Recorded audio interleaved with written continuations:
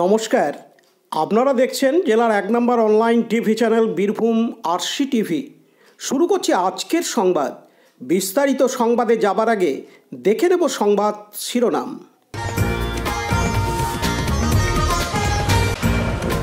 প্রার্থীর নাম ছাড়াই তৃণমূলের দেয়াল লিখন দুবরাজপুরে।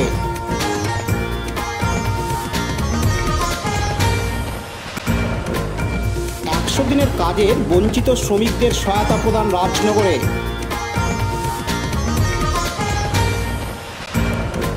কংগ্রেস মহিলা কর্মীদের নিয়ে সাংগঠনিক আলোচনা সভা মুরারোয়ে।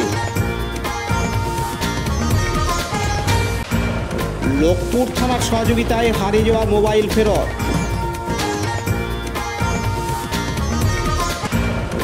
বোলপুর পৌরসভার মকরমপুরে পথ দুর্ঘটনায় মহিলার মৃত্যু। হারিয়ে যাওয়া মোবাইল ফেরত পেল মোবাইল মালিক মুরারোয়ে।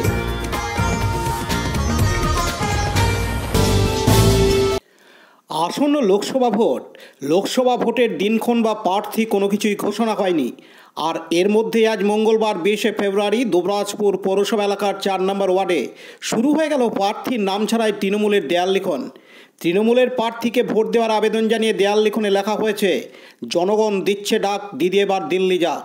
তৃণমূল কংগ্রেস প্রার্থীকে বিপুল ভোটে জয়যুক্ত করার আবেদন জানানো হয়।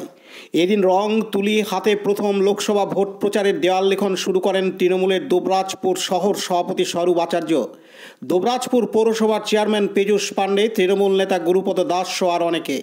এদিন তৃণমূলের দুবরাজপুর শহর সভাপতি স্বরূপ আচার্য জানান, আমরা এই মুহূর্তে দুবরাজপুর পৌর এলাকার 4 নম্বর ওয়ার্ডে আছি। আমরা এখানে 4 নম্বর ওয়ার্ডে যে আসন্ন যে লোকসভা নির্বাচন, সেই লোকসভা নির্বাচন উপলক্ষে দেওয়াল লিখন শুরু করেছি।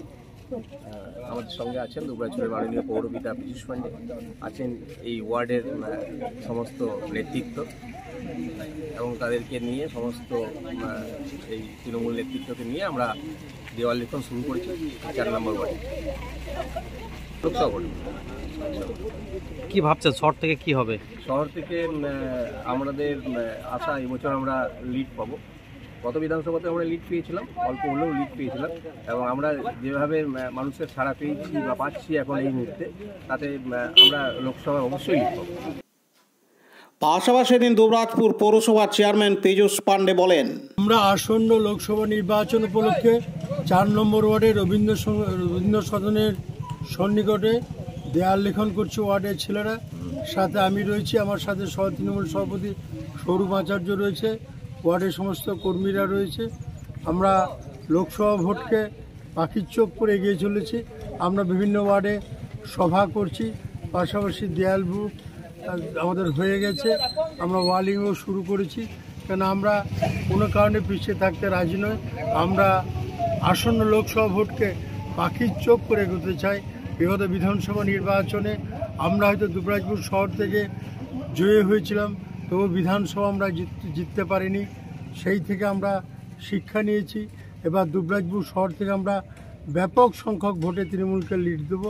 কেন একটা ব্যাপক সাড়া রয়েছে, লক্ষ্মীর ভাণ্ডার সহ বিভিন্ন মমতা ব্যানার্জির যে প্রকল্পগুলো রয়েছে, মানুষের ব্যাপক সাড়া আছে। সেগুলোকে কার্যকরী করা, বাস্তবায়িত করা আমাদের কর্মীদের কাজ। সেই কাজ আমরা বিভিন্ন সভা সমিতির মধ্যে দিয়ে করছি, পাশাপাশি দেয়াল লিখনও চলছে। প্রার্থীর নাম তো লেখেননি, প্রার্থীর নাম তো লেখা হয়নি। আমরা প্রার্থীর নাম এই কারণে লিখিনি, যেহেতু আমাদের অল ইন্ডিয়া তৃণমূল কংগ্রেস যখন প্রার্থীর নাম ডিক্লেয়ার করবে প্রতি সিট অর্থাৎ প্রতি আসন পিছু প্রার্থীর নাম, তখন আমরা সেখানে প্রার্থীর নাম ভরে দেবো। আমরা এটা আমাদের অল ইন্ডিয়া তৃণমূল কংগ্রেসকে মমতা ব্যানার্জিকে আমরা সম্মান জানিয়ে দলীয়ভাবে যখন প্রার্থীর নাম ডিক্লেয়ার করবে, তখন আমরা ওয়ালিংয়ে তার নামটা লিখি। Laltu Mukherjee report, Birbhum RC TV Dubrajpur.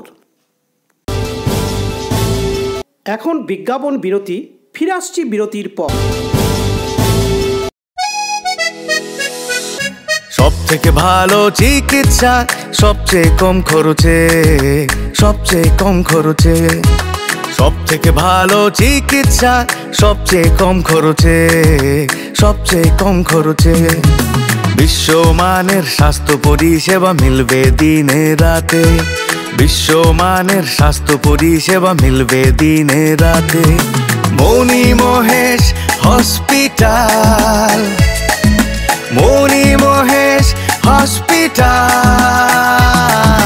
মণি মহেশ হসপিটাল, মণি মহেশ হসপিটাল। মণি মহেশ হসপিটাল, দুবরাজপুর, বীরভূম। ফিরে এলাম বিরতির পর। রাজনগর অঞ্চল তৃণমূল কংগ্রেসের পক্ষ থেকে 100 দিনের কাজের বঞ্চিত শ্রমিকদের সহায়তা কেন্দ্র আয়োজিত হলো রাজনগর আজ মঙ্গলবার 20শে ফেব্রুয়ারি। কেন্দ্র সরকার 100 দিনের কাজের শ্রমিকদের বকেয়া টাকা দীর্ঘদিন ধরে আটকে রেখেছে। এর ফলে সমস্যায় পড়তে হয়েছে শ্রমিকদের। রাজ্য সরকার কেন্দ্রকে এই বিষয়ে বারবার আবেদন নিবেদন করলেও কোনো ফল হয়নি। সম্প্রতি মুখ্যমন্ত্রী মমতা বন্দ্যোপাধ্যায় ঘোষণা করেছেন রাজ্য সরকার 100 দিনের শ্রমিকদের টাকা মেটাবে। এরই পরিপ্রেক্ষিতে অন্যান্য জায়গার পাশাপাশি রাজনগরেও একটি সহায়তা কেন্দ্র করা হয় আজ মঙ্গলবার 20শে ফেব্রুয়ারি। এলাকার যে সমস্ত শ্রমিকরা 100 দিনের কাজ করেছেন অথচ মজুরি পাননি, তাদের নথিপত্র জমা নেওয়া এবং আবেদনপত্র পূরণের কাজ করা হলো। আজকের এই সহায়তা কেন্দ্রে উপস্থিত ছিলেন তৃণমূল নেতা পরিমল সাহা, গাফফার খান, গোপাল ধীবর, ধ্রুবকুমার ধীবর, আদিত্য শাহ ও অন্যান্যরা।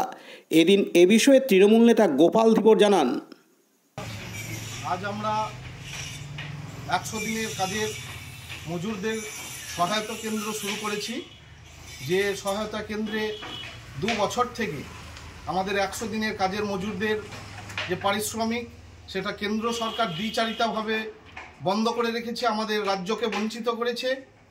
আমাদের মাননীয়া সর্বভারতীয় নেত্রী মমতা ব্যানার্জি সহ অভিষেক বন্দ্যোপাধ্যায় বিভিন্ন আন্দোলনের মাধ্যমেও অনেক চেষ্টা আমরা চালিয়েছি, কিন্তু তারপরেও আমরা সেই পারিশ্রমিক পৌঁছে দিতে পারি নাই। তাই আমাদের মাননীয় নেত্রীর উদ্যোগেই আমাদের যে 100 দিনের বঞ্চিত শ্রমিকরা তাদের আর্থিক সহায়তা আমাদের দিদি ঘোষণা করেছেন যে তাদের টাকা পৌঁছে দেবেন 1 মার্চের মধ্যেই। তাই আমরা এই সহায়তা কেন্দ্র চালাচ্ছি। যে সমস্ত মজুররা এখনো বাকি আছে তাদের ফর্ম ফিল আপের মাধ্যমে আমরা তাদের কাছে পৌঁছে দেব। খান আরশাদ ও উত্তম মণ্ডলের report, Birbhum RC TV, Rajnagar. এখন বিজ্ঞাপন বিরতি, ফিরে আসছি বিরতির পর। RCS Network, High Speed Internet Broadband Cable TV and Landline Service Provider, Dubrajpur, Birbhum. আমাদের এখানে পাবেন BSNL, RailTel, city alliance, NGO ফাইবারের internet, cable TV and landline টেলিফোনের কানেকশন নিতে যোগাযোগ করুন। দুবরাজপুর 034622962777 7449000072 9732202011 8207037404।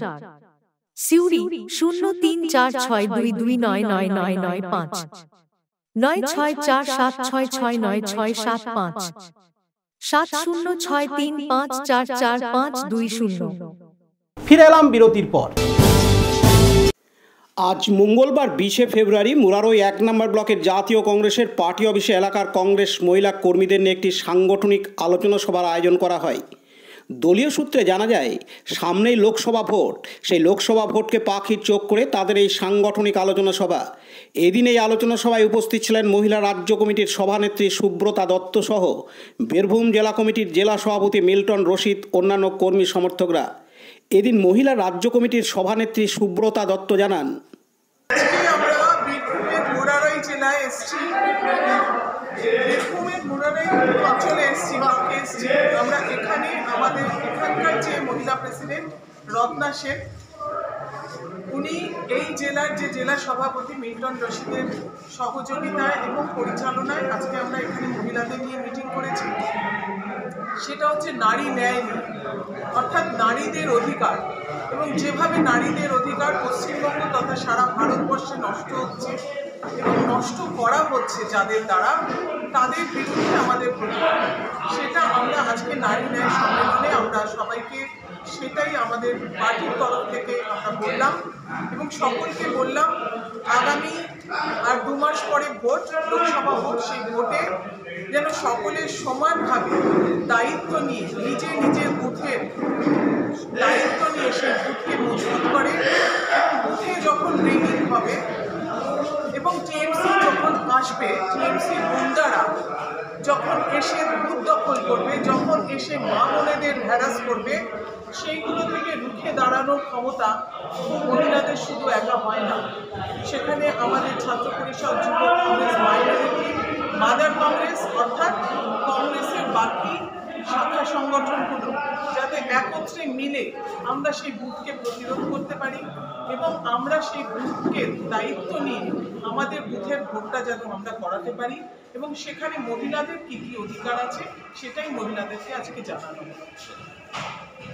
আমরা আজকে আরও বলবো যে আমরা দীর্ঘদিন ধরে দেখছি যে কিভাবে দ্রব্যমূল্যের বৃদ্ধি হচ্ছে। দীপু মিয়া রিপোর্ট, বীরভূম RCTV, মুরারই। এখন বিজ্ঞাপন বিরতি, ফিরে আসছি বিরতির পর। জ্যোতিষ তন্ত্র, যন্ত্র ও রত্নে অশুভ গ্রহের স্থায়ী প্রতিকার করা হয়। জ্যোতিষ ও বাস্তু সম্রাট শ্রী শিবশঙ্কর। জীবনে যে কোনো সমস্যা যেমন মাঙ্গলিক দোষ, কালসর্প দোষ, গুরুচণ্ডাল দোষ, বাস্তু দোষ, দৈন্য যোগ, দাম্পত্য কলহ, সন্তান, শনি সাড়েসাতি সহ বিভিন্ন জটিল সমস্যার সমাধান করা হয়। এছাড়া পড়াশোনায় বাধা, চাকুরিও বাধা, বিবাহে সমস্যা, ব্যবসায় ক্ষতি প্রভৃতি সমস্যার গ্যারান্টি সহকারে প্রতিকার করা হয়। কুষ্ঠি, ঠিকুজি ও বিবাহের জটক বিচার করা হয়। চেম্বার দুবরাজপুর, ওয়ার্ড নম্বর 6, মা আনন্দময়ী মন্দিরের পাশে, বীরভূম। বুকিং এর জন্য ফোন করুন 7908384147। ফিরে এলাম বিরতির পর। গত বছরের শেষ দিনে অর্থাৎ 2023 সালের 31শে ডিসেম্বর খয়রাসোল ব্লকের লোকপুর গ্রামের মানব চৌধুরী হারিয়ে ফেলে তার শখের ভিভো Y31 মডেলের মোবাইলটি। এরপর লোকপুর থানার দ্বারস্থ একটি জিডি করেন, যার পরিপ্রেক্ষিতে লোকপুর থানার পুলিশ অভিযোগপত্রটি সিউড়ি SOG দপ্তরে পাঠান। সেখান থেকে তদন্ত অনুসারে হারিয়ে যাওয়া মোবাইলটি কুড়িয়ে পাওয়া ব্যক্তিটির সন্ধান পায়। সেই সূত্র ধরে লোকপুর থানার পুলিশ তার বাড়ি থেকে মোবাইলটি উদ্ধার করে আনেন। গতকাল সোমবার 19শে ফেব্রুয়ারি মোবাইল হারানো অভিযোগকারীকে ডেকে পাঠান এবং উপযুক্ত প্রমাণ সাপেক্ষে লোকপুর থানার ASI প্রশান্ত রায় তার হাতে হারিয়ে যাওয়া মোবাইলটি তুলে দেন। হারিয়ে যাওয়া মোবাইলটি ফেরত পেয়ে মানব চৌধুরীর চোখে মুখে স্বভাবতই একরাশ আনন্দের ছাপ। সেই সাথে লোকপুর থানার পুলিশ আধিকারিকদের ধন্যবাদ জ্ঞাপন করেন। এদিন মানব চৌধুরী জানান, আমার 31/12/2023 তারিখে আমার মোবাইলটা বাজারের মধ্যে হারিয়ে যায়। তো তৎক্ষণাৎ আমি লোকপুর থানার অন্তর্গত বাসিন্দা, তাই লোকপুরে সেটা জিডি করি এবং জিডি করার পর সেই মোবাইলটা আজকে লোকপুর থানার সহযোগিতায় ফিরে পেলাম এবং লোকপুর থানাকে তার জন্য অসংখ্য ধন্যবাদ জানাই। শেখ রিয়াজউদ্দিনের রিপোর্ট, বীরভূম RCTV, লোকপুর। এখন বিজ্ঞাপন বিরতি, ফিরে আসছি বিরতির পর।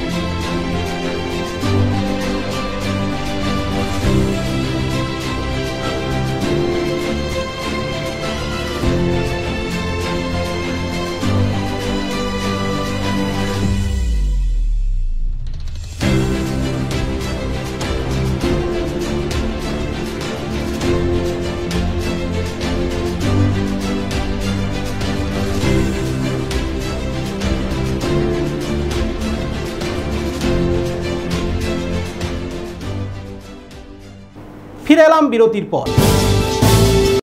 বোলপুর পৌরসভার 10 নম্বর ওয়ার্ডের মকরমপুরে পথ দুর্ঘটনা। এই পথ দুর্ঘটনায় ফের প্রাণ গেল এক তরতাজা যুবতী পিঙ্কি ঘোষের, যার বয়স আনুমানিক 25 বছর। প্রতিদিনের মতো তিনি বিকেলে নিজের কর্মস্থলে যাচ্ছিলেন। বোলপুর লালপুলের কাছে রাস্তা এতটাই খারাপ যে লরির সঙ্গে পাশ কাটাতে গিয়ে লরিটি চাপা দিয়ে দেয় ওই মহিলাকে। সঙ্গে সঙ্গে তাকে স্থানীয় বাসিন্দারা তুলে বোলপুর মহকুমা হাসপাতালে নিয়ে যান এবং সেখানে তার মৃত্যু হয়। এই ঘটনা আজকের নয়, এর আগেও আমরা বোলপুর মকরমপুর রাস্তা নিয়ে খবর করেছিলাম, কিন্তু কোনো সুরাহা মেলেনি। তাই গতকাল সোমবার 19শে ফেব্রুয়ারি ফের এই পথ দুর্ঘটনার কবলে পড়ে এক যুবতীর প্রাণ গেল। বারবার ঘটে যাওয়া সত্ত্বেও কোনো সদুত্তর মিলছে না মকরমপুরবাসীদের। তাই তারা এদিন রাস্তায় টায়ার জ্বালিয়ে অনির্দিষ্টকালের জন্য রাস্তা অবরোধ করে রেখেছেন। স্থানীয় বাসিন্দাদের দাবি, যতক্ষণ না এই রাস্তায় ঠিক করার প্রতিশ্রুতি পাচ্ছেন ততক্ষণ এই অবরোধ চলবে। ঘটনাস্থলে বোলপুর থানার বিশাল পুলিশ বাহিনী এই ঘটনার তদন্ত করছে। কাজী আমিরুল ইসলামের report, Birbhum RC TV, Bolpur. হারিয়ে যাওয়া মোবাইল ফেরত পেল মোবাইল মালিক। মোবাইল মালিকের নাম আসেফ আলী, বাড়ি পাইকোট থানার অন্তর্গত বনহা। তিনি কলকাতায় ডাক্তার দেখানোর জন্য মোরারই স্টেশনে গত শনিবার 17 ফেব্রুয়ারি ভোরবেলায় মোবাইলটিকে চার্জ না থাকায় স্টেশনের মধ্যে চার্জ করতে দেন। কিন্তু ট্রেন এসে যাওয়ায় তার আর মনে নেই যে তার মোবাইলটি স্টেশনে চার্জ করতে দেওয়া আছে। এরপর নলহাটি স্টেশনে এসে তার মনে পড়ে মোবাইলটি মোরারই স্টেশনে চার্জ করতে দেওয়া ছিল, যেটা তিনি ভুলে গেছেন। মনে পড়ার সাথে সাথে মোরারই স্টেশনে কর্তব্যরত আরপিএফদের বিষয়টি জানান। এরপর ফেলে যাওয়া মোবাইলটি মোরারই স্টেশনের আরপিএফ উদ্ধার করে এবং সেই সঙ্গে মোবাইল মালিকের হাতে আজ মঙ্গলবার 20শে ফেব্রুয়ারি তুলে দিল হারিয়ে যাওয়া মোবাইলটি। হারিয়ে যাওয়া মোবাইলটি পেয়ে খুব খুশি আসেফ আলী। এদিন তিনি মোরারই স্টেশনের আরপিএফদের ধন্যবাদ জ্ঞাপন করেন। সেই সঙ্গে এদিন আসেফ আলী আরও জানান, গত শনিবার রাত্রে গৌড় এক্সপ্রেস ধরতে আসছিলাম। আমার বাচ্চা অসুস্থ ছিল। বোলপুর শান্তিনিকেতনে আমরা বাচ্চা নিয়ে ভর্তি হতে গেছিলাম ডাক্তারের কাছে।